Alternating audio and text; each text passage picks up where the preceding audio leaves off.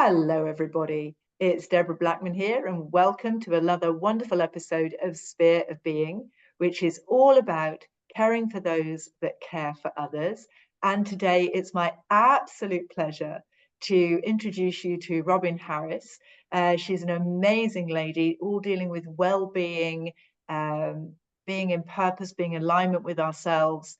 And I think it's that little bit of self-care that we can give each other, which is lovely. And also perhaps stepping into our own power and being confident in who we are is wonderful. And Robyn has also recently published a book, which is absolutely amazing. So I'd love her to tell us all about that as well. So Robyn, welcome. It's lovely to have you. Thank you, Deborah. It's wonderful to be here.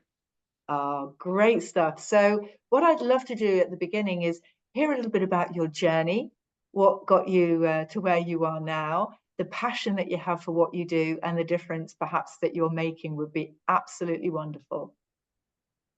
Thank you, Deborah. I think for me, what I do and why I do it is because it was very much my own journey. And going back a few years now, I was in a very dark, miserable, lonely place that was making me unwell.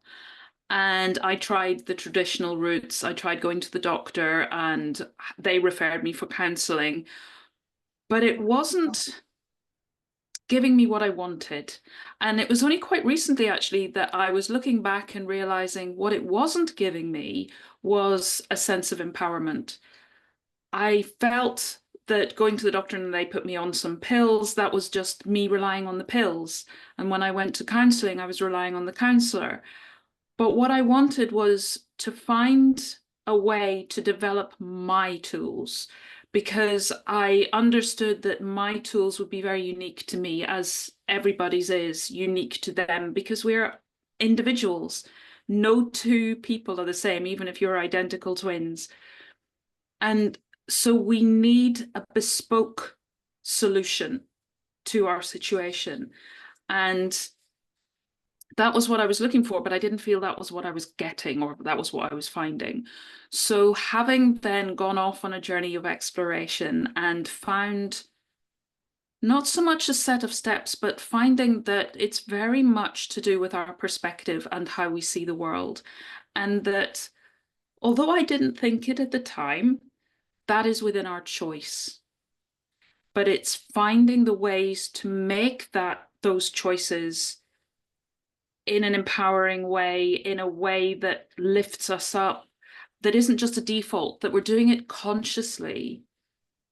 And I think really that was my journey. And I drew a lot from the wisdom of nature and of animals, because that was kind of the way that my journey took me. And that was something that has always felt my safe space, my support system. And so that was partly what I turned to when I felt like I was in such a low place.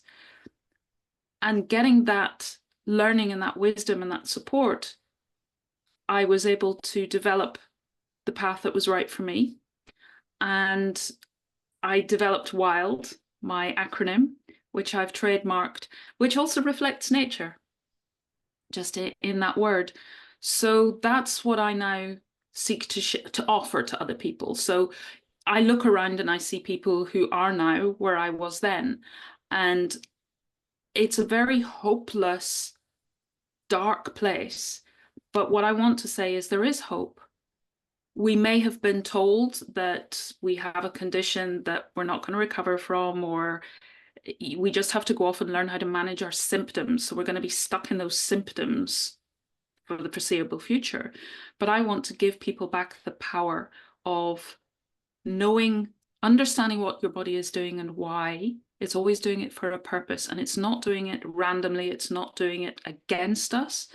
It's basically, that's the only way that the body has to communicate with us, how we feel emotionally, physically. But we can decode that, we can unpack it, and it has so much to share with us, which is empowering because it's our body talking with us when we can listen and tune in and work with it. And then that shows us what we need. And when we put those things in place, it's like creating the right environment for a plant to thrive. How much water does it need? Light, nutrition.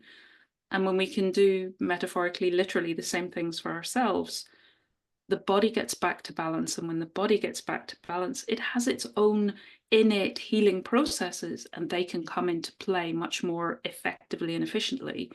And we can get back to well-being, energy, joy, vitality, and just back to loving life rather than feeling like life is just too much of an effort and dark and hopeless.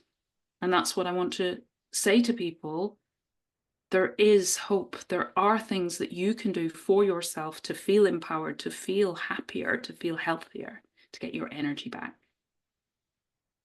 I think that's a really wonderful service that you're giving to people, because a lot of the time I've observed, and I use myself as a barometer, because I'm very open. I'm an abuse and trauma survivor from childhood, and I used to be defined by it, and now I'm not, which is fantastic. It adds context, though, into the way in which I come towards things and how I embrace things now.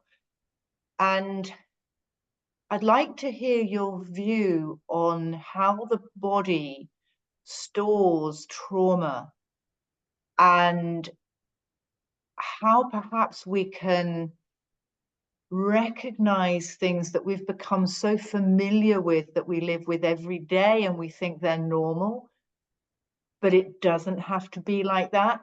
Just one point in case to lead the conversation, I used to suffer from very bad migraine headaches. And I'm not saying that everybody's the same as me. As you rightly said, everybody's very different.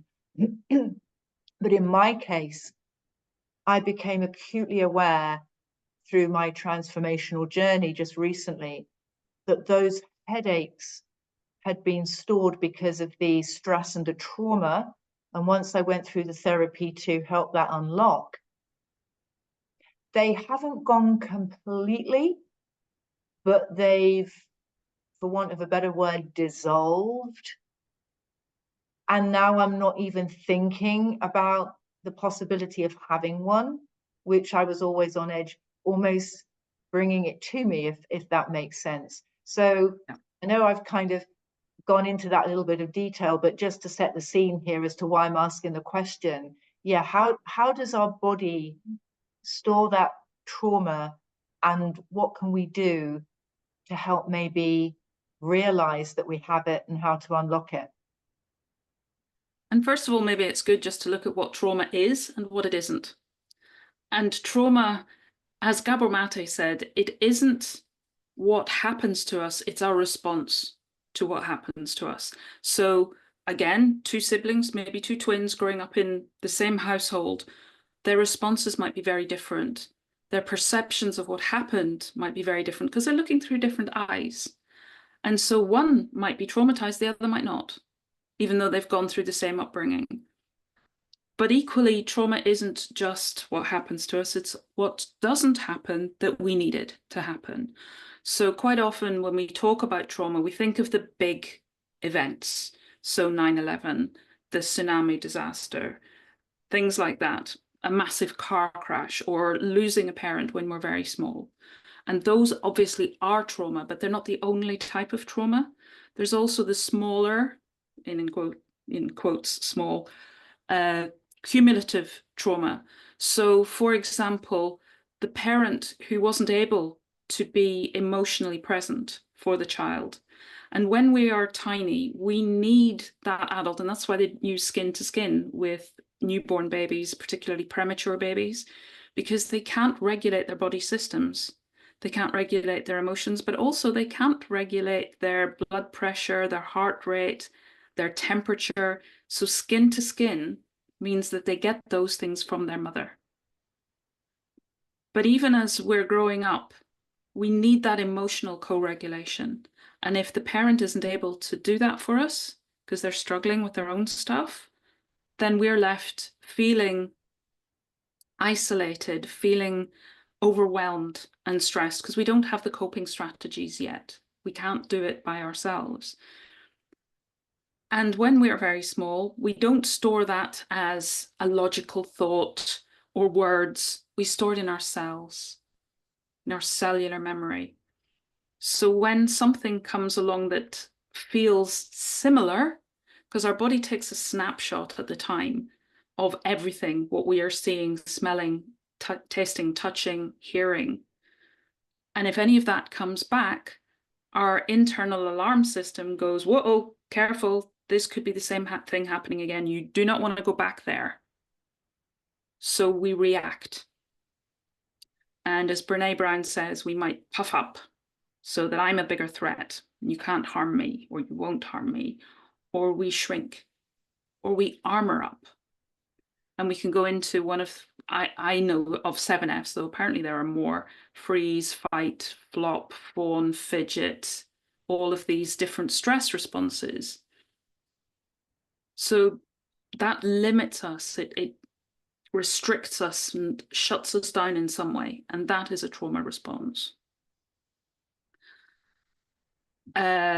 Sorry, I can't remember exactly what your question was now. I've gone Yeah, off on a no, bit of and a it is tangent. very good to unpack that, because I think trauma is one of these words which is in general parlance now, which is being bandied about without perhaps the underlying knowledge of what it actually means. So I'm very grateful for you for that. And I know people will be really interested in unpacking that and actually digesting it, because it's like the word stress.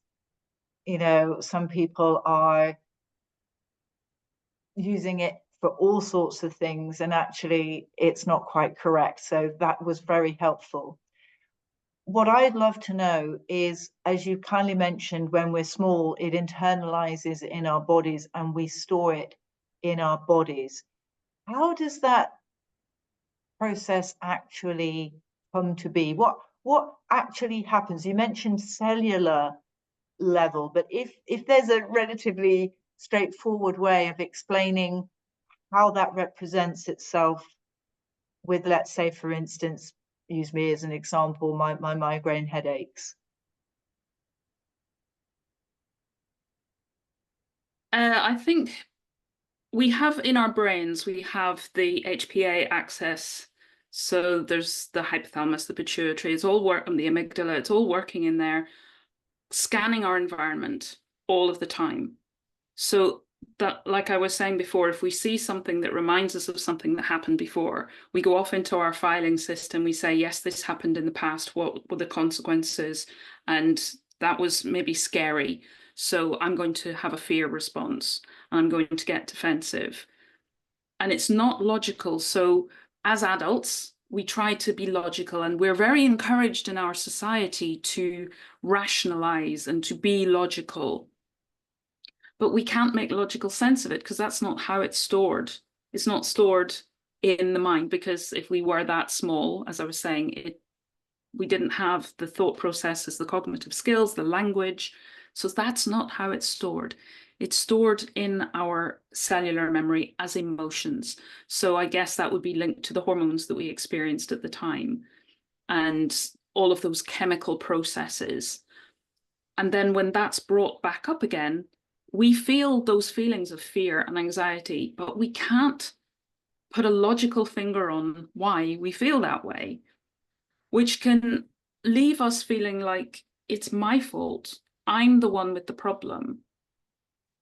And that can lead to us beating ourselves up, that, you know, the inner critic, and particularly if we've had a challenging upbringing anyway, our inner critic's probably quite healthy, quite strong, quite robust. So anytime that challenge feeling comes up again, we'll go back into the overwhelm, the hypervigilance, the defensive, fearful, anxious position without understanding why. And we don't know how to deal with those feelings because they're just running rampant. We've got all of these hormones, and those hormones, the stress hormones, they are designed to support us to take action. If you listen to the two main words, fight and flight, to fight is to take action, to flee is to take action. But if we're sitting there in fear, just feeling paralyzed, but we have all of these hormones running around in our body, they're not being utilized in the way that they were designed to. And they were designed when we were back in the caveman days, when very much, you know, saber-toothed tiger jumps out from behind bush. We need to take action. We need to run, or we need to fight for our lives. But if we're sitting there just feeling anxious in a work environment or whatever it might be, those hormones are just going inwards, and they're just working on the body without doing the action that you could go to the gym. Some people go to the gym or they go running because that's giving the hormones something to do. But that's not always something we can use in the moment if we're in a work environment, for example. And then that stress can build. And from the work that I've done, from my learning, migraine headaches, they're actually a healing peak. And there is something within the buildup of stress that left us feeling very isolated. So our body has held water, and it has held water at least in part in the brain, because there's always whatever's happening in the body, it's reflected in the brain. And the migraine is the healing peak. The body is trying to get back to balance. It's working towards that balance, but the water is excess. So to get back to balance, it wants to squeeze it out. And that's the migraine, the squeezing. So you might have that throbbing sensation. And different people have migraines in different places in their heads, because sometimes it's behind the eye, sometimes it's the side of the head, sometimes different areas. And where it is in the brain is significant. So when I'm working with somebody, if they're a migraine sufferer, I would be asking them, where is the migraine? Does it move? Do you always have, when you have a migraine, does it always happen in the same place? And then I'd be looking at, okay, which part of the brain is that? What does that relate to? What's the meaning within that? And also looking at their timeline. What's been happening before the migraine, because the migraine doesn't just happen, there's a build-up. So what was going on before that? What was the stress? What was the trigger that took you out of stress, that allowed the body to start getting back to well-being, that led it to, right, I'm getting rid of this water now? That's absolutely fascinating. Just to let you know, mine starts on the right back of my neck, about the top of my shoulder, and it simultaneously starts right in the middle of my right eyebrow. And then I get this wonderful shooting pain that is like having an electric shock that goes from my eyebrow to that point in my on my neck next to my shoulder. And it's textbook. It's absolutely textbook. It happens there every single time. And it's a very interesting concept that you bring up. So thank you for that. A little bit of sort of self-help here. With regards to the work that you do and how you're helping people to move on from, let's say, you know, these things can be really debilitating. And a lot of times, especially in the Western culture, people are like, oh, just get on with it, you know, stop complaining and just get on with it. When you're working with somebody, what are the mechanisms that you use to be able to unlock this body's stored, I want to say trauma again, but I'm not going to use the word, almost like response? How do you get there to release it? Just to pick up on what you've just said, the response, I love that, because we talk about things like PTSD, post-traumatic stress disorder. It's not a disorder. Your body is responding in a very appropriate way because of the degree of stress it's been under. And I'm very particular and very conscious of the words that are used by myself, by society, by people who come to me, because those they're very creative. The word is creative. Our breath is life, it creates. So being conscious of the words we use. And how do you feel when you're told you have a disorder versus how do you feel if you're told your body is responding in a very appropriate way? You see, this is acceptance, and this normalizes because what I thought is I was completely nuts. Nobody felt like me. This was just me going crazy. And then when I had the therapist, it was, well, actually, Deborah, you're a classic textbook case. And that made me feel normal, in the sense of maybe the wrong side of normal, but it was a normal, and it was absolutely as it should be, because this was the way in which my body was trying to help me. So I became less judgmental and critical of myself, because I could accept that my body was acting for me as opposed to against me. Exactly. And that's to answer your original question. What am I seeking to do for somebody? It's to create that space of safety for them. Without that space of safety, A.H. Almaas said, we need that in order to be compassionate, and we need that in order to heal. So creating that safe space for that person, chances are they've been feeling very unsafe, which is why they are in the place that they are. But to start to address that, and to start to, because trauma, another way of looking at trauma, which Gabor Mate has talked about, Stephen Porges has talked about, is that it's disconnection. It's disconnection from ourself, from our space, from our people. The action of healing from that trauma requires a degree of reconnection, getting deeper and deeper and deeper and deeper.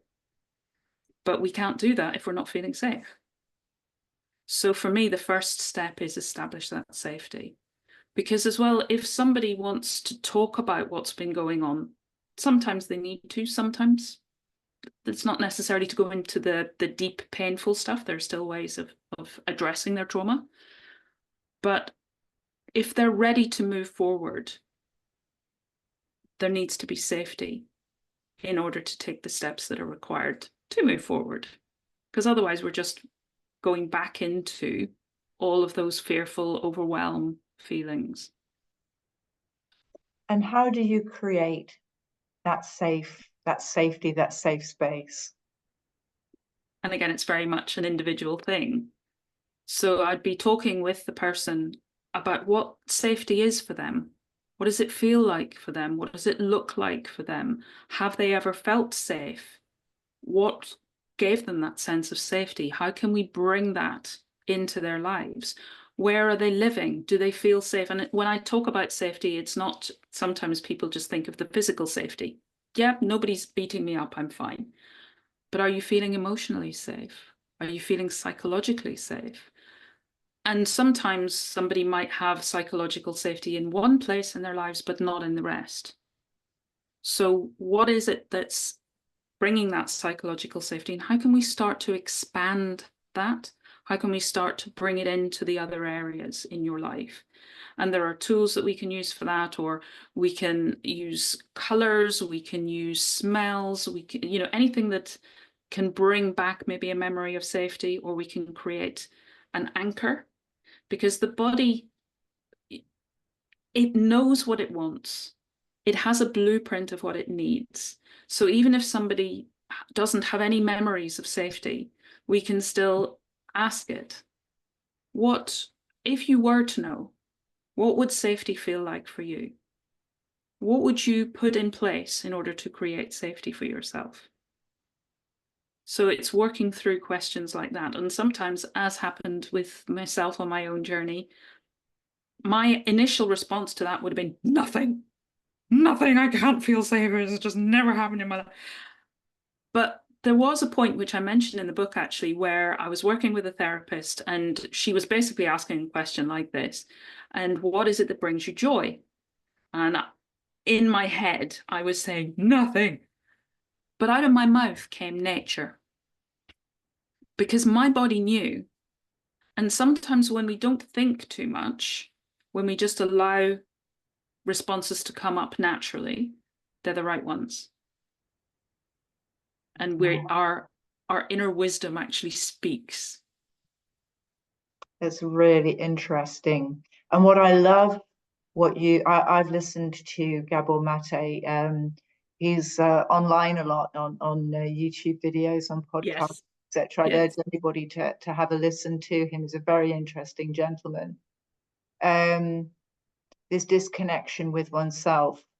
Have you got any tips for people who are thinking, you know, I can identify with what we're talking about here, but right now, can I do anything from a self-care perspective? Can I put anything in place right now to get me through? Or indeed, as this is all about sort of caring for those who care for others, let's say, for instance, we have a family member that we see as struggling, or somebody in the workplace that is struggling. How can we put things in place? Just a few little tips is to get ourselves reconnected, think about that safety element so that we can bring the heightened emotion and dissolve some of that turbulence. I have a playlist on my YouTube channel, which is W.I.L.D TV, W-I-L-D-TV, where I have a whole set of self-care exercises. But if I may show you some now. Yeah. So there's Jin Shin Jitsu finger holds. And basically that works on chi lines. And I work with energy, so I do EFT tapping.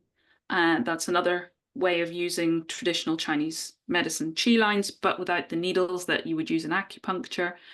So for the finger holes, it's basically just your hand, which I love because it means that if you've got two hands, you've got that there with you all of the time. And all you need to do is hold the finger that feels appropriate to you. And if I can remember them correctly, the thumb is being worried and over anxious, overthinking things. The first finger is fear. The middle finger is anger. So there's a reason that the bird is the bird. The ring finger is grief. And the little finger is lack of joy. And then if you want harmony, you can just massage the center of your palm. And is this just the left hand, or can the right hand have the It same doesn't thing? matter which way around you do it because the chi lines are in both hands, but it's something that we can do very inconspicuously. So you could be sitting in a meeting feeling like it's all getting a bit much, and you can just hold whichever finger and have it in your palm, you know, in your lap, just holding that finger. And sometimes I also add in breath and mantra. So something like breathing from the belly, because when we breathe from the top part of the chest, it sends a feedback loop to the body, panic. And if you're sitting at home, just feeling perfectly okay, no threats in the environment, but you start breathing from here, you can start feeling like, what's going on? What's wrong? What's wrong? Versus if you breathe from the belly, which is why if somebody's having a panic attack, they encourage them to take deep, slow, gentle, regulated breaths and counting with somebody. And often if you breathe in for slightly shorter than you breathe out, so maybe breathing into a count of 3 and out to a count of 4, depending on what's comfortable for you, because you don't want to be making it uncomfortable. But if you breathe from here, hold the relevant finger and say something like, right here, right now, I am safe. Then that just helps to calm the nervous system, take us out of sympathetic and into parasympathetic. I can actually feel the power of that just watching you, actually. It's really good. And what you've made me conscious of as well, and I'm sure you will be an exponent of that, is that we're having something like 20-odd thousand breaths a day. And how conscious are we of the breaths that we take? And if you're anybody like me, well, I'm not conscious of it at all until I start talking about it, because Yeah. it's not a natural thing for me to just consciously think about my breath. But the breath, all the breathing exercises, especially, you know, I used to calm myself down by, in a way, like dogs pant, going, and all of a sudden I'd feel that anxiety level would go. And as you say, breathing in slightly less longer than when you breathe out. So something like that, and a sharp intake. And as soon as I start to concentrate on my breath, even if it's a sensation as when I breathe through my nose, it's that coldness around my nostrils, all of a sudden I'm not thinking about the thing that I've got anxious about. Yeah. Which is, for me, it's like it happens in an instant because I've switched the thought process. And that alone has been a real boon to me, in the fact that when it's got a bit, I can just go, think about the nostrils going up into my head, going down to the back of my throat, going into my lungs. And as I picture it, and you can see my eyes now because I'm picturing that thought process, again, that anxiety, that feeling of overwhelm starts to dissipate relatively quickly. And the more we do it, the more we create those connections in our brain, because the neurons that fire together wire together. So the more we consciously practice that, the more we know, oh, I'm going to feel amazing in a minute. And as soon as we start, like you say, as soon as you just feel that cold air going in your nostrils, I know what comes next. I get relaxed. Yeah, it's And that handling becomes those our norm. triggers. Sorry, it's like handling triggers. We all have different triggers, of course, but I have certain ones. And what I'm doing, and this would be very interesting for you to let me know about, is I'm asking the feelings that come as a result of those triggers. I'm saying, thank you. What are you here to teach me? And as soon as I ask the feeling the question, I feel integrated with myself. And you're talking about connections and losing the connection with you. I suddenly feel connected again. And whatever it was that was triggering doesn't feel as bad. And the body, there's a great quote by A.H. Almas, which I won't remember word for word, but basically he was saying that the pain that we experience is ours. And it's the part of us that loves us the most, just trying to send us a message, trying to communicate with us, because that's the only vocabulary that it has. But as soon as we start to listen, it's like a child. If you have a frustrated child who's trying to communicate, but they don't have the words yet, and they're just too frustrated, so their brain isn't making sense, the executive functioning has gone offline, and they're just can't express what they're trying to say. If you listen, if you sit down and ask them what's going on, it'll help them to calm down. And then they'll be able to tell you. Because you've listened. The more you don't listen, the louder they shout. Ah. And it's the same with our body. Our body will start off with a little niggle, little nudge. But if we're not able to hear that, we're not able to respond to that, the only thing it has to do is crank up the volume, because it needs you to listen, because it wants to tell you how to feel better, how to thrive rather than struggle. So if we can sit down with it like you were describing and listen, okay, I hear you're really uncomfortable right there. Can you tell me what that's all about? So we can maybe do that by something like somatic journaling, literally just asking it and see what comes, and write, free flow write and see what comes, which can give us a lot of great insights. But once we're listening, we're establishing a dialogue. And I have a workshop which is about how does your body communicate with you? What is its vocabulary for when it's feeling off? What is its vocabulary for when it's feeling in the zone? Because we need to know both, not just the negative, uncomfortable stuff, but the good stuff as well. So then we can start to know, when that happens, I can go over here. But how do I get over here? Right, that feels like that. So the way to get there is this. But once we've got that body vocabulary, we can establish a proper deep dialogue. Like you would with a friend. You get to know a friend, you get to know how they speak. They might come from a different part of the country, a different country. Getting to understand how they express themselves. And you know what it's like if you've got a friend that you have known for years. You don't need to finish sentences. You don't need to explain context. One word is sometimes enough. It can be like that with our bodies when we're working with them, which takes time and practice, but it just gets you into that place like you described, where you just go, what is it? Right, okay. here we go. Yeah. And the body goes, Robyn. yes. So true. Listening, gosh, that's a word that's been coming up every day for the last few days. So there's obviously a message there for me. Mm. Yeah, it's brilliant. Thank you so much. I'm conscious of the time because we have nice bite-sized episodes here for our listeners. People I no doubt will want to get in touch with you. How are they best going to be in touch with LinkedIn, or as you mentioned, your YouTube channel? So depending on which platform is anybody's favorite, I have an Instagram account, I'm on Facebook, I'm on LinkedIn, as I said, I'm on YouTube. And generally, if you search for W.I.L.D Wellbeing, you will find me.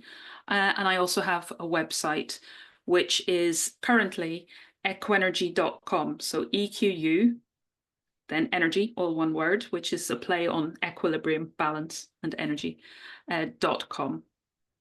Perfect. Robyn, thank you so much. Brilliant, really inspiring and very informative. Thank you. And thanks everybody for listening. We'll be back again with a great episode. I'm sure Robyn's going to be a regular visitor because I've got so much out of this. I hope you have as well. And we'll see you all again very soon. Thanks so much. Bye-bye now. Thank you. Bye-bye.